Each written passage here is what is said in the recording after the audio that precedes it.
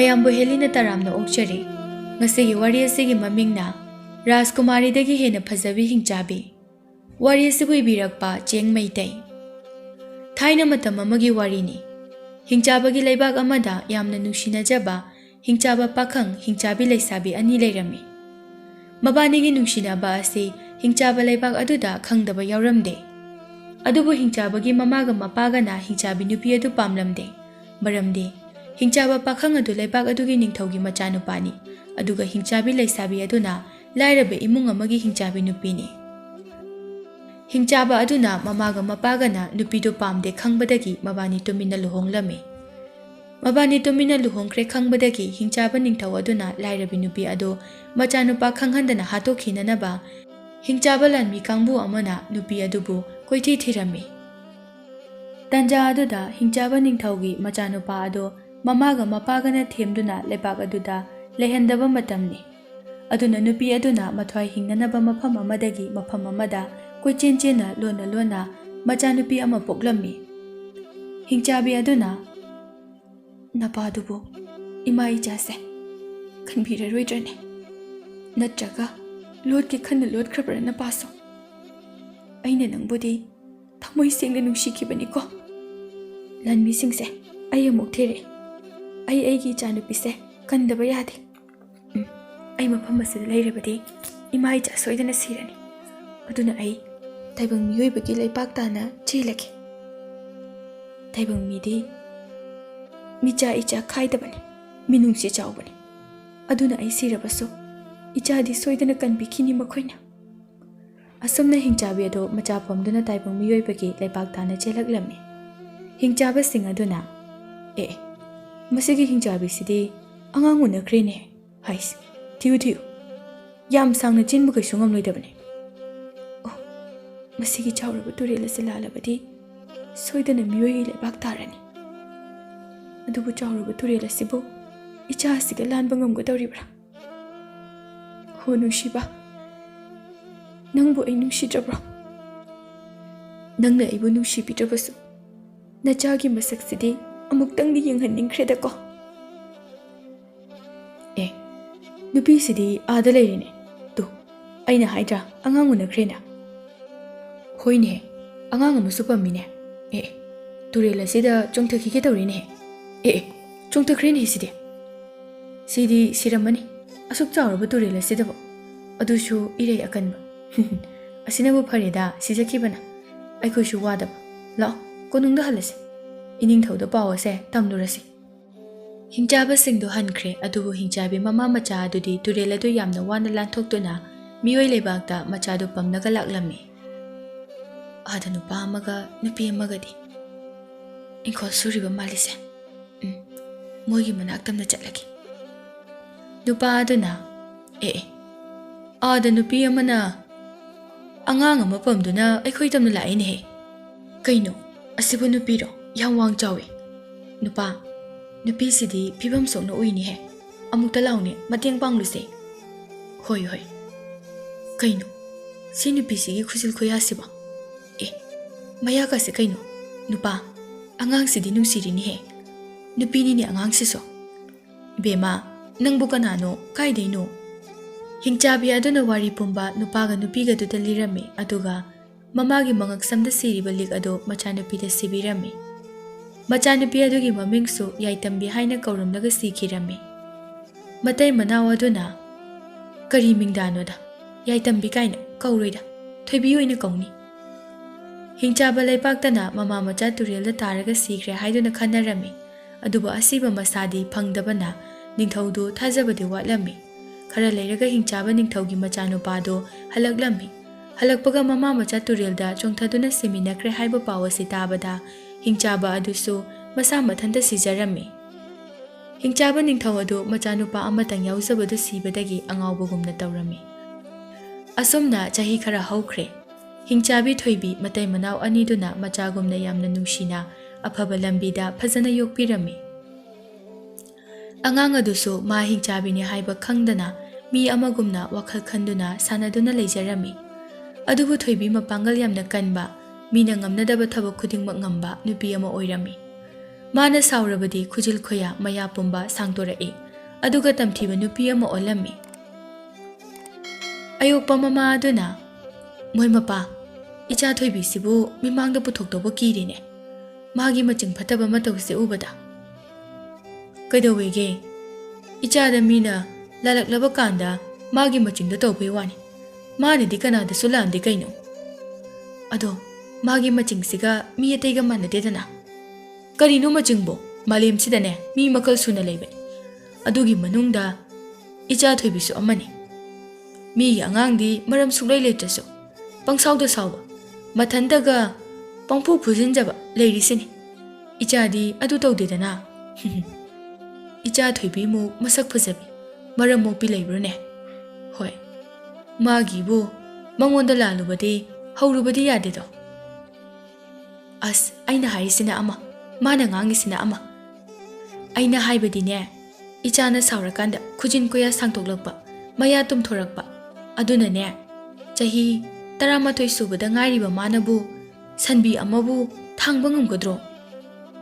Ihe adu kaidawrage. As mina ichase hingchabine na khangkrabadi kamai dawni. Miyam sida kari haina khumgani. Ha hairodana hojikti. Adugi wabu se icha thoibina mamagi puknungda leiringaida. Mapa aina chingdagi chawraba kaijaw ama namduna phakibadagi icha se sauradi kaidawna tawena hayu kaino walore sida.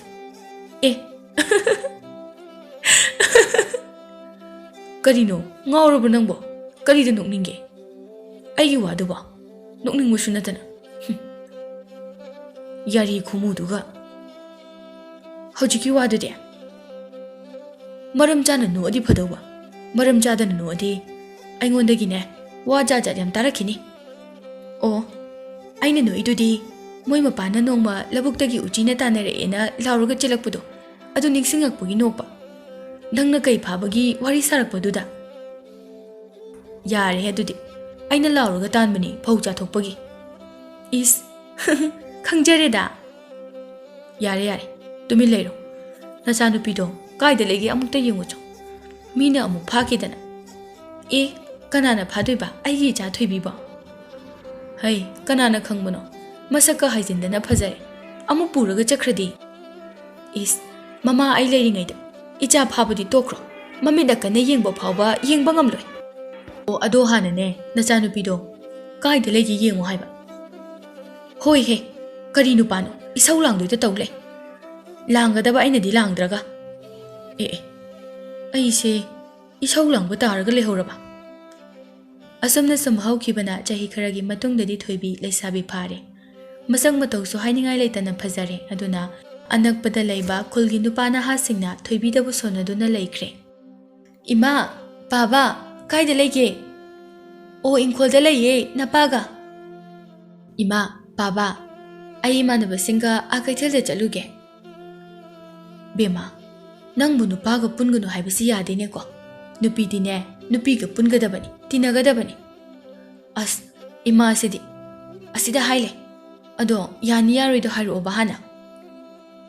Hoi chaluro ado nganadi halo ko adugane miga khatnaba yade mina khatnaba horaklabasu thina nganglaklabasu manaba yade ko. Ihe chen krene he moi mapasina ne macha se phai phate kaimte he haideba adum tumina leiba ngammeba. Nangna hairadi yare kaino ai amungai leidubu kaigino. O nupaga tinabase aidi yam tale hayeng icha se pharaga laukradi kamai tawni. Nupadagi mana hena kanbane. Icha sibu kanana phadoino phaba ngamni haidi phawne. Ojoiroidabada. Somdana leipagadugi ningthaugi machanupi Rajkumari phajabi adu mata kharaga lanmi kharaga kaithalda koirai. Malakle haiduna mi sing adu huptuna yengnarami kaithal phami nupi kharana phajaibo aikhoi leibaki iningthaugi machanupi Rajkumari se phajaibo maminga yam chane.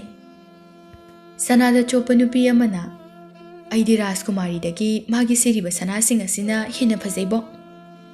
Taning de numichupa ma sana da tawle nongmata Mawa machagi wari di sade. Sana sana. Naya aduda sumchit makoksina namsilakani. Haima, yam sawina. Sawina. Sana banbada sana ka waminaga kaido biramba yaukhrage. Yare hey, tumi leiro ne taningdre. Ita, mayam sina yengise aingondara. Natrati kaino Rajkumari di khuphaja machadraga. Aina buchatpa mafamse sumaina mising asina hekto omsilaga yengnaniba. Aduna ai yengnanaba hotnabada irang thokadrana hekta pakhali aidi. Ai sibu kayamuk yamna phazaraba jano khangdemi. Mase Rajkumari ga oiramdrabadi khangadabani. Nong nida lawkumhaladi masakse. Chakhum phadi mani khangdri. Siriba sana singase loina lawthoba. Aduidi Rajkumari nang hena phajani. Sima ai singna haibigi. Kaidorage itasa tumin leiduba. Aidi kaibina yadre. Mayam sina aingonde yengnari se ubada. Lanmisa irang thokhanganu ko. Halasira Rajkumari irang thoktanaba. Ngai ko he. Irang thokpana aingonde hena phadoini. Ai yengnanaba honabada irang tho ikaina. Thoibiga mamanaba nupa moi mari mangaga kaithel yaurakle. Thoibidi leisabi pharaba kanda kaithel lakpase ahanba oibana yamna haraujarami. Aduga kaithel aduda leiriba mising adu thoibigi phajaba saban phajaba masak jamjaba minogadu ubada Rajkumari da yenglambadagi thoibida oina amu yengnaba horaklami. Is phajakreda phajaibo yam phajai kanagi angangbu oribasano yam phajaibo Rajkumari ga loina lehore. Mau amana madi sanalupa amada suside lik amada hena adu phauba asuk yam phajai as yam kale haiba kaigino mising sina asomda loina yingna kristina aingonda yingaktabida ada Rajkumari amasu leiba male kamaina no kai leiba ki Rajkumari no leiba ga sidadi aina tana kanamta leite kananung ta yengo haiba itasa hoi hoi yenge hoi ma kanano asibo khuphaja machade me thoibina samna hairakpani kaino mayam sibo marup sing lao yumda halase lairiba kaithel pambi sing aduna thoibibu kanagi machano haiduna khajai khara nanbibo nushina tawbibo hinsang napi hapibo loire amuk toiba Rajkumari aduna kaino ita sing su lakte lanmi sing sisu asida yengduna lairi noi khangni dana ipaning thawda haidokke noi kaino Rajkumari se sauraga matanda sagol donguna chakreni he lawam to tanase as Rajkumari se soidana ining thawda paw henjana tamkhrani law kanna tanase lanmi amana kunungsida Rajkumari mathanta po abanina themba wabani ne ining thawsu machanu pina hari khayabani do aikoi dasa ba soidring asidi amana haire e ining thawdi khara pai ima maharani ga mabungdugani pharak yam taris ado hojiki nupi do as kari khu phajana phajana phajai ko phajaba khakta nati yam nushiba masu yauri ado Rajkumari se hana tanase Rajkumari phajabina mapaning thaw amadi mama maharani da kaptuna paw henjina tamlami mamaduna amu mabungda paw henjina amuk tammi Mama Maharani maihongna saubadagi mapaning thawda isau langbana loire. Mapaning thawdo Mama Maharani gi isau du khangba lakpa ngamdabadagi Rajkumari ga chatminaba lanmi sing mata sing ado machanupi phajabi gi mamangda thamduna taptaba makai phurami. Aduga Mama Maharani na lepagasida machanupi natana atai nupi kana matana sanalupa sibe yaroi. Phajaba phizol setpa yaroi haina lauthoklami. Aduga machanupi na chatpa mapam khodingda cha phajabibu mioi khuding makna phajai haina yengnagadabani haina su lauthoklami. Mapaning thawaduna karin aigi nupi ga aigi ichaga na tawrisibo. Aigi lebak miyam masina aise phajana mata ngangna ramaroi. As ikai kreda. Masida aine hek thinglubada. Mama macha se sijarani ne hek thang paraga lekhidoini. Kamai tawni tawriside. Somdana mama ga mabunga na machanupi bu themle.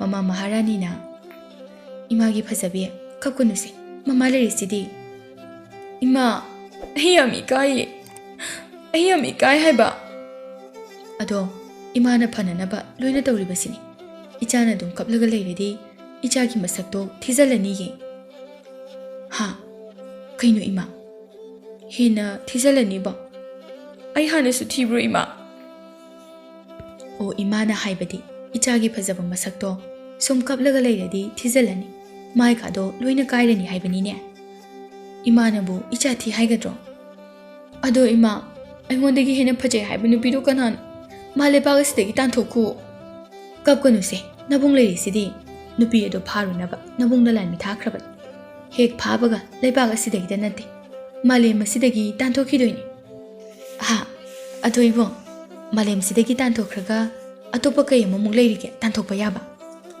mabungna malem sidagi ama mu kay leijano ima ama di leidaine pangkreda ko icha singse karim te khangdi aduburo malem masdegi amuk tantho adine sundrang da leiba tam ima nupido sundrang de su tantho kise hai ima ko ka kainom tawreda namang te hipuki nang kap ke su ko phawro sundrang se karino phawba ai khangjadi sum hai ki bai wani aduga ne sundrang dagi amu tanthoksi karino ina khumdoi sibo ibungi bema phajabiya nabungse amuk lage potharamu ko as aise kapti yam kapningi se thizani haibasida thalliba amuk kaptoba toge da kaparigi adui saru keruge maharani na thokpa paujalo taraga lepak miyam pumba saunarami kul khudingi ningthoga maharani ga gi maramda wari jajar yamna sanarami thoibigi mamaga mapagadi inkol suraga chingya amada leibana paw asi phajana taramde aduga hingchabagi ningthau adu machanupa sikibadagi angawbagumna leiruraba matungda amuk pharaktuna mamauga masugana turelda chongthakibada sire haina leinarabasu asiba masa phangkidaba aduna miyoi lepakta hingduna leiramgadra haiduna chingnabadagi hingchaba khara miyoi lepakta tumina tharami hingchaba ningthau aduna ningam khidreda ko ichaga imogo to leijaramlabadi ai kayada nungaijaramgani isu su chawradabani aigi imangda chen chongduna sanajaramgani ko adubu ai hojiksu thajabale imogo ichaga do soidana miyoi lepakta hinglamgani haiba karigumba hinglamlabadi imogi makhong paiduna lale haijagani aduga konung asida imau oina lawshinduna punna nungaina leminagani miyoi lebakta su hingchaba tara taibangmi saduna mama machana chongthakiba tureladu tamna laklame hingchaba aduna aikoi ningthongna miyoi lebakta chalo mamauga masuga hinglibra sikrabra haibada asengba ama yengu chona hai adubu chahi kunmu he kunmukti suramkiroi taratare tarani ba mukti suramnadra adugo na kanarase turese kamai lanse habun madu hana kanase hoini he sidi thangtenga puba yare phirol ka se loina lokthomdradi as akhoi ni khawsibu miyole bakta channa na balambiga amta leitra jalo sigi turil sidi asomgi mfan bu kaya seng udene sidabu mama machado kamai hinglamdoino mama machadugi asiba hakchang masa phangkidedana aduna hinglambasu yaisini masadi ngana charamani he kanade mata manghalerisi turi selalasi nadradi ningthongna aikoi hatkiba tari asamna hingchaba singado tureladu chongthaduna lalami mapani obudidi hingchaba taradu taru khakta ngairami mari amadi phawgalakidre o moi mari phawgalakhidrabako adudi aikoi taruksina mama machagi likhuli resila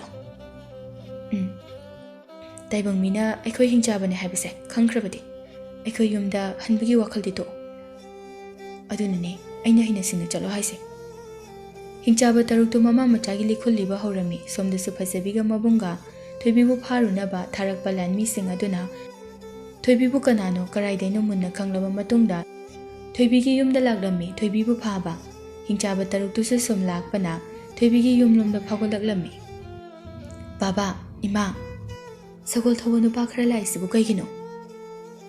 ꯀꯔꯥꯏꯗ? ꯑꯁꯤꯗꯤ ꯂꯩꯕꯥꯛꯀꯤ ꯂꯥꯟꯃꯤꯅꯤꯅꯦꯍꯦ, ꯀꯔꯤ ꯑꯣꯏꯔꯖꯥꯠꯅꯣ ꯑꯩꯈꯣꯏꯔꯣꯝꯗ ꯂꯥꯛꯄꯗꯤ?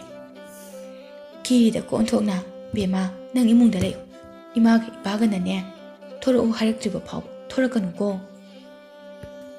ꯀꯔꯤꯅꯣ ꯃꯁꯤꯒꯤ ꯁꯪꯒꯣꯜ ꯃꯥꯟꯕ ꯌꯨꯝꯁꯤꯗꯔꯣ ꯑꯩꯈꯣꯏꯒꯤ ꯔꯥꯖꯀꯨꯃꯥꯔꯤꯗꯒꯤ ꯍꯦꯟꯅ ꯃꯁꯛ ꯐꯖꯕꯤ ꯅꯨꯄꯤ ꯂꯩ ꯍꯥꯏꯗꯨꯕꯣ? ꯊꯥꯖꯈꯤꯗ꯭ꯔꯦꯗꯀꯣ꯫ ꯍꯤꯡꯆꯥꯕꯁꯤꯡ ꯑꯗꯨꯅ ꯉꯥꯏꯈꯣꯅꯦꯍꯦ, ꯊꯥꯡ ꯄꯥꯏꯕ ꯂꯥꯟꯃꯤ ꯈꯔ ꯂꯥꯛꯏ, ꯁꯤꯕꯨ ꯑꯩꯈꯣꯏ ꯂꯥꯛꯏꯁꯦ ꯈꯪꯈ꯭ꯔꯕ ꯖꯥꯠꯂꯥ? ꯑꯁ ꯀꯅꯥꯅ ꯍꯥꯏꯗꯨꯅ ꯈꯪꯉꯤꯕꯅꯣ? ꯑꯩꯈꯣꯏꯗꯤ ꯈꯨꯠꯁꯨ ꯈꯨꯠꯂꯥꯏꯁꯨ ꯂꯣꯏꯅ ꯊꯅꯝꯃꯤ, ꯀꯃꯥꯏꯅ ꯇꯧꯅꯤ ꯁꯤꯗꯤ? ꯑꯍꯜ ꯂꯃꯟꯅ ꯍꯥꯏꯕꯁꯦ ꯆꯨꯝꯗꯤ ꯆꯨꯝꯕ ꯖꯥꯠꯅꯤꯀꯣ, ꯇꯥꯏꯕꯪ ꯃꯤꯑꯣꯏꯕꯁꯦ ꯁꯣꯟꯖꯕꯒꯤ ꯋꯥꯅꯤ, ꯀꯣꯛꯇꯤ ꯌꯥꯝꯅ ꯁꯤꯡꯕꯅꯤ, ꯂꯧꯁꯤꯡ ꯌꯥꯝꯅ ꯂꯩꯕꯅꯤ ꯍꯥꯏꯕꯗꯣ꯫ ꯇꯨꯃꯤꯟꯅ ꯂꯩꯌꯨ, ꯄꯥꯛꯊꯔꯒ ꯃꯣꯏꯁꯦ ꯃꯁꯤꯒꯤ ꯌꯨꯝ ꯃꯥꯟꯕ ꯑꯁꯤꯗꯅꯤ ꯂꯥꯛꯏꯁꯦ꯫ ꯊꯣꯏꯕꯤ ꯂꯩꯕ꯭ꯔꯣ ꯌꯨꯝꯁꯤꯕꯣ? ꯀꯔꯤ ꯍꯥꯏꯒꯗꯕꯅꯣ ꯊꯣꯏꯕꯤ ꯍꯪꯕꯗꯤ ꯏꯕꯨꯡꯉꯣ? ꯁꯣꯝꯅ ꯊꯣꯏꯕꯤ ꯍꯥꯏꯁꯤꯕꯣ? ꯅꯠꯇꯦ, ꯑꯗꯨꯒ ꯌꯨꯝ ꯑꯁꯤꯗꯗꯤ ꯊꯣꯏꯕꯤ ꯀꯧꯕ ꯃꯤ ꯂꯩꯇꯦꯗꯣ꯫ ꯑꯩꯈꯣꯏ ꯂꯣꯏꯅ ꯈꯪꯉꯒ ꯂꯥꯛꯑꯕꯅꯤ, ꯌꯨꯝꯁꯤꯗ ꯃꯁꯛ ꯃꯇꯧ ꯌꯥꯝꯅ ꯐꯖꯕꯤ ꯊꯣꯏꯕꯤ ꯀꯧꯕꯤ ꯅꯨꯄꯤ ꯑꯃ ꯂꯩ ꯍꯥꯏꯕꯁꯦ ꯀꯩꯅꯣ ꯑꯝꯇ ꯀꯧꯊꯣꯔꯛꯑꯣ꯫ ꯏꯕꯨꯡꯉꯣꯈꯩꯅ ꯊꯣꯏꯕꯤ ꯍꯪꯂꯤꯕ ꯌꯨꯝ ꯑꯁꯦ ꯑꯣꯟꯅꯔꯝꯒꯅꯤꯕꯨ, ꯑꯩꯈꯣꯏꯗꯗꯤ ꯊꯣꯏꯕꯤ ꯀꯧꯕꯤ ꯂꯩꯇꯦꯀꯣ꯫ ꯐꯔꯦ ꯐꯔꯦ, ꯂꯩꯇ꯭ꯔꯗꯤ ꯃꯔꯥꯏꯕꯛ ꯊꯤꯕ ꯍꯥꯏꯕꯗꯨꯅꯤ, ꯏꯅꯤꯡꯊꯧꯒ ꯔꯥꯖꯀꯨꯃꯥꯔꯒꯅ ꯀꯧꯕꯅꯤ, ꯃꯁꯛ ꯃꯇꯧ ꯌꯥꯝꯅ ꯐꯖꯩ ꯍꯥꯏꯕꯗꯨꯗ ꯃꯃꯧ ꯑꯣꯏꯒꯦ ꯈꯟꯗꯨꯅ꯫ ꯐꯔꯦ ꯐꯔꯦ, ꯑꯃꯨꯛ ꯆꯠꯂꯒꯦ꯫ ꯀꯔꯤ ꯃꯃꯧ ꯑꯣꯏꯒꯦ ꯍꯥꯏꯕ? ꯏꯅꯤꯡꯊꯧꯒꯤ? ꯉꯥꯏꯈꯣꯅꯦ ꯂꯥꯟꯃꯤꯁꯥ, ꯍꯩ ꯊꯣꯏꯕꯤ, ꯊꯣꯏꯕꯤ ꯊꯣꯔꯛꯎꯅꯦ ꯊꯨꯅ꯫ ꯍꯩ ꯉꯥꯏꯈꯣꯅꯦ ꯃꯃꯥ ꯅꯪꯕꯣ, ꯑꯄꯪꯕꯁꯤꯡꯁꯤꯗꯤ꯫ ꯏꯃꯥ ꯀꯩ ꯍꯥꯏꯕꯅꯣ? ꯍꯩꯁ ꯏꯃꯥꯏ, ꯐꯖꯩꯅꯦꯍꯦ ꯃꯁꯤꯒꯤ ꯂꯩꯁꯥꯕꯤꯁꯤꯗꯤ, ꯑꯁ ꯋꯥꯡ ꯆꯥꯎꯔꯗꯅ ꯃꯈ꯭ꯋꯥꯡꯒꯁꯦ ꯆꯤꯡꯂꯗꯅ, ꯏꯃꯥꯏ ꯀꯨꯆꯨ ꯀꯨꯃꯦꯟꯁꯤꯅ ꯐꯖꯔꯤꯕ, ꯐꯖꯩꯌꯦ ꯁꯤꯗꯤ꯫ ꯁꯤꯗꯤ ꯑꯩꯈꯣꯏ ꯔꯥꯖꯀꯨꯃꯥꯔꯤ ꯁꯥꯎꯅꯤꯕ, ꯃꯁꯤꯒꯤ ꯊꯣꯏꯕꯤꯁꯦ ꯏꯔꯨꯖꯗ꯭ꯔꯁꯨ ꯔꯥꯖꯀꯨꯃꯥꯔꯤꯗꯩꯗꯤ ꯗꯝꯃꯥꯗ ꯍꯦꯟꯅ ꯐꯖꯩꯕ꯫ ꯑꯗꯣ ꯐꯥꯈ꯭ꯔꯁꯦ, ꯊꯦꯡꯈ꯭ꯔꯅꯤ꯫ ꯍꯤꯡꯆꯥꯕ 6 ꯑꯗꯨꯅ ꯃꯣꯏ ꯇꯥꯏꯕꯪ ꯃꯤꯁꯤꯗꯤ ꯐꯖꯩꯍꯦ, ꯅꯨꯄꯤ ꯃꯆꯥ ꯑꯁꯤ ꯐꯥꯕ ꯂꯥꯛꯏ ꯃꯥꯜꯂꯤꯅꯦꯍꯦ, ꯃꯣꯏꯒꯤ ꯃꯑꯣꯡ ꯃꯇꯧꯁꯤꯒ ꯍꯥꯏꯔꯗꯤ꯫ ꯊꯣꯏꯕꯤꯅ ꯂꯥꯟꯃꯤꯁꯤꯡ ꯑꯗꯨꯒꯤ ꯃꯥꯏꯊꯣꯡ ꯑꯗꯨ ꯃꯨꯟꯅ ꯌꯦꯡꯂꯒ, ꯏꯃꯥ ꯄꯥꯕꯥ, ꯃꯣꯏꯁꯦ ꯑꯐꯕ ꯃꯤ ꯅꯠꯇꯦ, ꯑꯩꯕꯨ ꯐꯥꯕ ꯂꯥꯛꯂꯤꯕꯅꯤ, ꯏꯃꯥꯒ ꯄꯥꯕꯒ ꯏꯃꯨꯡꯗ ꯆꯪꯉꯣ ꯊꯨꯅ꯫ ꯀꯔꯤ ꯍꯥꯏꯕ? ꯏꯆꯥ ꯐꯥꯕ ꯂꯥꯛꯂꯤꯕꯅꯤ ꯍꯥꯏꯕ? ꯍꯦꯔꯥ ꯑꯗꯨꯗꯤ ꯀꯩꯖꯥꯎ ꯐꯥꯕ ꯃꯄꯥ ꯑꯩ ꯂꯩꯔꯤꯉꯩꯗ ꯏꯆꯥ ꯐꯥꯕ ꯀꯥꯏꯅ ꯂꯩꯔꯝꯃꯨ, ꯅꯣꯏ ꯈꯪꯒꯅꯤ꯫ ꯌꯥ ꯍꯥꯏ ꯃꯃꯥ, ꯊꯥꯡꯁꯤ ꯁꯠꯄ ꯉꯝꯗ꯭ꯔꯦꯅꯦꯍꯦ, ꯅꯪ ꯏꯃꯨꯡꯗ ꯑꯝꯇ ꯆꯪꯂꯧꯅꯦꯍꯦ꯫ ꯑꯁ ꯄꯦꯜꯂꯕꯅꯤ ꯑꯩꯗꯤ꯫ ꯍꯥꯏ ꯀꯅꯥꯅ ꯍꯥꯏꯅꯣꯅꯦ ꯅꯪ ꯐꯥꯅꯤꯅ?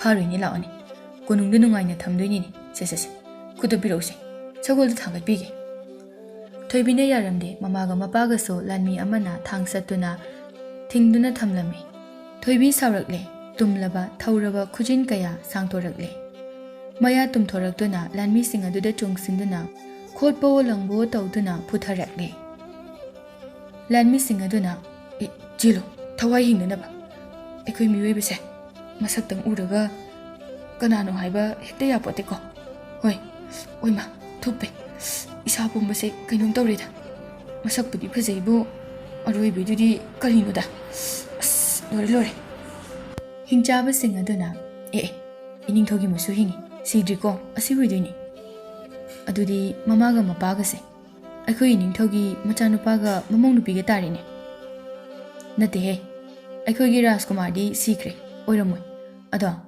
ꯅꯨꯄꯤꯁꯤꯒꯤ ꯍꯧꯖꯤꯛꯀꯤ ꯐꯤꯕꯝ ꯑꯗꯨꯗꯤ ꯍꯤꯡꯆꯥꯕꯤ ꯑꯃꯒꯤ ꯐꯤꯕꯝꯅꯤ, ꯑꯗꯨꯅ ꯌꯦꯡꯂꯁꯤ ꯁ꯭ꯋꯥꯏꯗ ꯂꯩꯗꯨꯅ꯫ ꯑꯁꯨꯝꯅ ꯂꯥꯟꯃꯤꯁꯤꯡ ꯑꯗꯨ ꯂꯣꯏꯅ ꯆꯦꯟꯅꯈ꯭ꯔꯦ, ꯌꯥꯝꯅ ꯊꯤꯅ ꯁꯣꯛꯇꯨꯅ꯫ ꯍꯤꯡꯆꯥꯕ 6 ꯑꯗꯨꯁꯨ ꯃꯐꯝ ꯑꯗꯨꯗ ꯂꯨꯝꯗꯨꯅ ꯂꯩꯈ꯭ꯔꯦ꯫ ꯂꯥꯟꯃꯤꯁꯤꯡ ꯑꯗꯨꯅ ꯀꯣꯅꯨꯡ ꯇꯝꯅ ꯆꯦꯜꯂꯛꯇꯨꯅ ꯔꯥꯖꯀꯨꯃꯥꯔꯗ ꯄꯥꯎ ꯄꯨꯝꯕ ꯇꯝꯂꯝꯃꯤ꯫ ꯂꯥꯟꯃꯤꯁꯤꯡ ꯑꯗꯨꯅ, ꯔꯥꯖꯀꯨꯃꯥꯔ, ꯑꯩꯈꯣꯏꯅ ꯍꯥꯏꯔꯤꯕ ꯄꯥꯎꯁꯤꯡ ꯑꯁꯦ ꯑꯁꯦꯡꯕꯅꯤ, ꯅꯨꯄꯤꯗꯣ ꯊꯣꯏꯕꯤ ꯀꯧꯏ, ꯂꯩꯁꯥꯕꯤ ꯃꯆꯥꯅꯤ, ꯃꯥꯒꯤ ꯃꯁꯛ ꯍꯥꯏꯅꯤꯡꯉꯥꯏ ꯂꯩꯇꯅ ꯐꯖꯩ, ꯃꯥꯃꯨꯛ ꯐꯖꯕ ꯅꯨꯄꯤꯗꯤ ꯂꯩꯕꯥꯛ ꯑꯁꯤꯗꯤ ꯂꯥꯏꯔꯗꯅ ꯃꯥꯂꯦꯝ ꯑꯁꯤꯗ ꯐꯥꯎꯕ ꯂꯩꯔꯝꯃꯣꯏ꯫ ꯑꯩ ꯅꯥꯕꯅꯁꯨ ꯌꯥꯗ꯭ꯔꯦ ꯇꯧꯔꯤꯁꯦ, ꯔꯥꯖꯀꯨꯃꯥꯔꯤ ꯊꯣꯏꯕꯤ ꯍꯥꯏꯔꯤꯕ ꯅꯨꯄꯤꯁꯦ ꯍꯦꯛ ꯎꯕꯗ ꯉꯥꯎꯔꯣꯏꯗꯕ ꯅꯨꯄꯥ ꯂꯩꯔꯣꯏ, ꯈꯨꯐꯖ ꯑꯃꯅꯤ꯫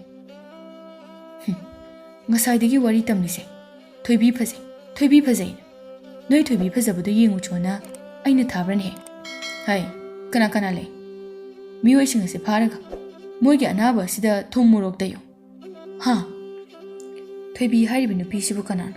Aigi lami sing sibu yamna thina sokhalaga thare sibu. Khangni. Ai sama yauna chatlagi.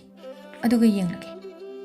Rajkumar du nong hek nganbaga lanmi chama puduna mapa ningthau khanghandana thoibigi manak tana laklammi. Hingchaba sing adushu ching adudagi lanmi sing lakpadu urammi. Kaino, lanmi sing asina laribi nupi macha asida asuk yamna nungsibidrisina. Atai lairi, nupi asigi ngarangi saktamdo amuka muna yengsi. Ekhogi kangbu oidore haibado. Aduga thoibigi mamaga mapaga do lanmi mayamduna question kre khangbadagi pakhatpana loirammi. Moi mapa ngarangdi mangha yamna nungairamdi. Aduga oirakliba phibam asisu karino haiba khangdri. Adunane icha thoibigi asengbu warido libana chumlani. Kari warino imana hariba sing aduba. Madugi matam yoroklaba mali. Nang ai phatanungda thokdringai asida liramlasi wari pumba. Baba, Ima, kari wari no ba? Namanina sanaiba wari shingdubo. Icha thoibi, lao, Ima ga baba ga manakta. Mama ga mapaga na macha thoibi da wari pumba lirami. Mama hingchabi na matai manau ani aduna liramba wari pumba amata chithadana wari adu taraba matungda thoibi na hingchaba ningthau adubu yamna saurami. Aduga mama gi damaktasu yamna kablami. Tanja aduna mapandagi lanmi kharana. Yumsida leiba mising ase mapanda loina thopiro. Icha thoibi nang maning thong ase hangnaga chengkro. Napaga iga thoklaga wari saraga yengi. Namana harise yaw. Icha nupi chengkro. Mapam asidagi lakle. Lanmi singse. Ngasigidi kulai suna pairaga lakle. Ngarang lanmi khara sokhankibadugi oiramgani. Chelu icha nupi. Imaga pabaga thanamlaga nacha chelu ye. Lanmi sa Yumdo mai thada uyengi kayam kuina lotpa ngambra habado lanmi sing aduna yum adu mai thaba horami thoibi sawbana kham thengkhre thoibi dagi item gi saklon lawraktuna yum adu phakai raklaga mamaga mapaga pamduna chongthorakle aduga mamaga mapaga thanamduna lanmi sing adu bulandarakle hingchaba taruk adu maya ka aduna yengduna laikre Aduga lanmi sing aduna thoibi tamna talang silakpa ten kapsalakpada mamaga mapaga du panduna sirami. Thoibi hena saukhibana lanmi sing adu pai duna setuna hatpa horakle. Rajkumar du kibina lauduna chengi tawi adubu thoibi na chongsinduna pharaga Rajkumar adu makhwang thatatuna hatlami. Thoibi na loina hatlaba matungda mamaga mapaga du kolaga lauduna kablami. Hingchaba taruk tusu thoibi gi mataudu yengduna kablami. Yeng bangamdre aikoi taruksu halasi natrabadi nupi macha asigi khutta siba tare hera mira hingchabira oning bam oijara sanu ining thauda phangdi leiti siramlani haina hairasila hingchaba taruk to hankre thoibina kap tuna mamaga mapaga du koladuna yummadugi somang matonda phumbirami aduga thoibi konung tamna Rajkumar gi tangkhai tana tatlaba asiba masadu puduna konung tamna laklami. Yaitambi dagi thoibi gi saktamda sagol tongduna Rajkumar gi asiba hakchang puduna lakpadu lambida leiramba mioi khudingna urami. Konung daso pawase yamna thuna phanglami ningthongna. Kari hai. Aigi chanupadu mayai da thatatuna hatkre hai. Aduga atatba masadu puraga konung tamna puduna lakle hai. Nupidu bukanano. Aduk tamthiba nupidu. Aduga magi mamaga mapaga so aigi ichana hatpiraba. Oh, ichanupa nangsi onthokna pangkhre da ko. Napada wahai amatang hairamlabadi thodok ase thoklam loithabani ko. Kari noi ningthau nachanupa hatpa nupido konung tamna nachagi asiba hakchangdo ani thokna puraga lai khanglaba phauba tuminna leirisiba. Ibung nang siraba oire ko.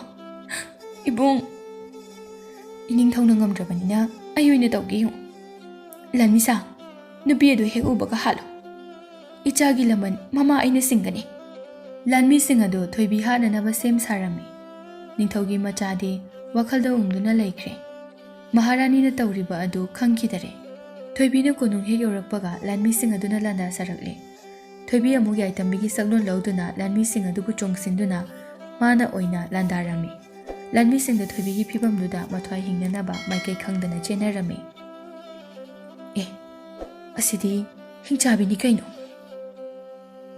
ꯍꯤꯡꯆꯥꯕꯤ ꯑꯣꯏꯔꯁꯨ ꯌꯥꯝ ꯐꯖꯩꯌꯦ ꯏꯃꯥ꯫ ꯑꯩꯉꯣꯟꯗ ꯍꯦꯟꯅ ꯐꯖꯕꯤꯁꯤꯡꯁꯦ ꯍꯥꯠꯇꯣꯛꯄꯤꯌꯨ ꯏꯃꯥ꯫ ꯌꯥꯔꯦꯍꯦ ꯅꯪꯁꯨ꯫ ꯅꯪꯒꯤ ꯍꯥꯛꯇꯛꯇꯒꯤ ꯏꯆꯥ ꯅꯨꯄꯥ ꯁꯤꯔꯤ, ꯀꯣꯅꯨꯡ ꯀꯥꯏꯔꯁꯤ ꯐꯥꯎꯕ ꯅꯁꯛ ꯑꯊꯤꯕꯗꯣ ꯐꯖꯕꯤ ꯑꯗꯨꯝ ꯁꯥꯔꯒ ꯂꯩ꯫ ꯅꯄꯥꯁꯤꯅ ꯉꯥꯎꯗꯧꯔꯦ ꯁꯣꯝꯗ꯫ ꯑꯦ, ꯏꯃꯥ, ꯏꯃꯥ꯫ ꯃꯍꯥꯔꯥꯅꯤ ꯑꯗꯨꯅ ꯀꯣꯅꯨꯡꯗ ꯂꯣꯏꯅ ꯁꯤꯕ ꯇꯥꯔꯦ ꯈꯜꯂꯗꯨꯅ ꯊꯣꯏꯕꯤꯒꯤ ꯃꯃꯥꯡꯗ ꯂꯦꯞꯇꯨꯅ ꯈꯨꯔꯨꯝꯗꯨꯅ ꯍꯥꯏꯖꯔꯝꯃꯤ꯫ ꯅꯤꯡꯊꯧꯁꯨ ꯋꯥꯈꯜ ꯂꯥꯛꯇꯨꯅ ꯊꯣꯏꯕꯤꯗ ꯂꯥꯜꯂꯦ ꯑꯁꯥꯎꯕ ꯐꯥꯊꯕꯤꯔꯣ ꯍꯥꯏꯔꯝꯃꯤ꯫ ꯊꯣꯏꯕꯤꯁꯨ ꯍꯥꯟꯅꯒꯤ ꯁꯛꯐꯝꯗ ꯍꯟꯖꯤꯜꯂꯛꯇꯨꯅ ꯑꯩꯒꯤ ꯏꯃꯥꯒ ꯏꯄꯥꯒꯗꯨꯕꯨ ꯀꯔꯤꯒꯤ ꯍꯥꯠꯄꯅꯣ ꯅꯣꯏꯅ? ꯑꯩꯅ ꯀꯔꯤ ꯂꯥꯟꯈꯤꯕ ꯌꯥꯎꯔꯒꯦ ꯅꯣꯏꯗ? ꯑꯣꯟꯊꯣꯛꯅ ꯅꯨꯡꯁꯤꯈ꯭ꯔꯦꯗꯀꯣ꯫ ꯃꯔꯥꯜ ꯀꯩꯝꯇ ꯂꯩꯖꯗꯕꯤꯁꯤꯗ ꯑꯩꯈꯣꯏꯅ ꯇꯧꯕꯤꯔꯤꯕꯁꯤꯕꯣ꯫ ꯃꯃꯥꯒ ꯃꯄꯥꯒꯁꯨ ꯁꯤꯔꯕꯀꯣ, ꯅꯨꯡꯉꯥꯏꯈꯤꯗ꯭ꯔꯦꯗꯀꯣ꯫ ꯏꯃꯥ, ꯕꯥꯕꯥ, ꯌꯥꯝ ꯐꯖꯩꯌꯦ ꯃꯁꯤ ꯅꯨꯄꯤꯁꯦ꯫ ꯉꯁꯥꯏꯅ ꯁꯛꯇꯝ ꯑꯃ, ꯍꯧꯖꯤꯛꯅ ꯁꯛꯇꯝ ꯑꯃ꯫ ꯃꯁꯤ ꯅꯨꯄꯤꯁꯦ ꯂꯥꯏꯔꯦꯝꯕꯤꯅꯤ ꯏꯃꯥ꯫ ꯃꯄꯥ ꯅꯤꯡꯊꯧꯒ ꯃꯃꯥꯒꯅ ꯊꯣꯏꯕꯤꯗ ꯈꯨꯔꯨꯝꯗꯨꯅ ꯍꯥꯏꯕ ꯌꯥꯕ ꯍꯥꯏꯖꯔꯕ ꯃꯇꯨꯡꯗ ꯊꯣꯏꯕꯤ ꯇꯨꯃꯤꯟꯅ ꯀꯞꯇꯨꯅ ꯍꯟꯈꯤꯔꯝꯃꯤ꯫ ꯅꯨꯃꯤꯠ ꯈꯔꯅꯤꯒꯤ ꯃꯇꯨꯡꯗ ꯀꯣꯅꯨꯡ ꯑꯗꯨꯁꯨ ꯍꯥꯟꯅꯒꯨꯝꯅ ꯂꯩꯈ꯭ꯔꯦ꯫ ꯑꯗꯨꯒ ꯊꯣꯏꯕꯤꯕꯨꯅ ꯈꯨꯟꯖꯥ ꯀꯌꯥꯅ ꯌꯥꯝꯅ ꯅꯨꯡꯁꯤꯕ ꯍꯥꯏꯕꯗꯨ ꯑꯣꯏꯔꯝꯃꯤ꯫ ꯑꯗꯨꯅ ꯍꯧꯖꯤꯛꯇꯤ ꯊꯣꯏꯕꯤꯕꯨ ꯃꯃꯥ ꯃꯄꯥꯗꯧꯅ ꯅꯨꯡꯁꯤ ꯍꯥꯏꯕ, ꯂꯨꯅ ꯇꯧꯕꯤꯕ ꯃꯤꯌꯥꯝ ꯑꯃ ꯊꯣꯔꯛꯇꯨꯅ ꯊꯣꯏꯕꯤ ꯃꯌꯥꯝꯒꯤ ꯊꯣꯏꯕꯤ ꯑꯣꯏꯅ ꯔꯥꯖꯀꯨꯃꯥꯔꯤ ꯑꯃꯒꯨꯝ ꯏꯪꯅ ꯆꯤꯛꯅ ꯅꯨꯡꯉꯥꯏꯅ ꯂꯩꯈꯤꯔꯝꯃꯤ꯫ ꯀꯔꯤꯒꯨꯝꯕ ꯀꯥꯟꯗ ꯅꯤꯡꯊꯧꯁꯨ ꯂꯥꯛꯇꯨꯅ ꯊꯣꯏꯕꯤꯕꯨ ꯃꯆꯥꯒꯨꯝꯅ ꯌꯦꯡꯁꯤꯟꯕꯤꯔꯝꯃꯤ꯫ ꯑꯗꯨꯒ ꯃꯃꯥꯒ ꯃꯄꯥꯒꯒꯤ ꯃꯤꯡꯗ ꯐꯖꯔꯕ ꯌꯨꯝ ꯑꯃꯁꯨ ꯁꯥꯕꯤꯗꯨꯅ ꯊꯣꯏꯕꯤꯕꯨ ꯅꯨꯡꯉꯥꯏꯅ ꯊꯝꯕꯤꯔꯝꯃꯤ꯫ ꯑꯁꯨꯝꯅ ꯍꯧꯖꯤꯛꯇꯤ ꯊꯣꯏꯕꯤ ꯃꯤꯌꯥꯝ ꯃꯔꯛꯇ ꯍꯔꯥꯎ ꯅꯨꯡꯉꯥꯏꯅ ꯂꯩꯈꯤꯔꯝꯃꯤ꯫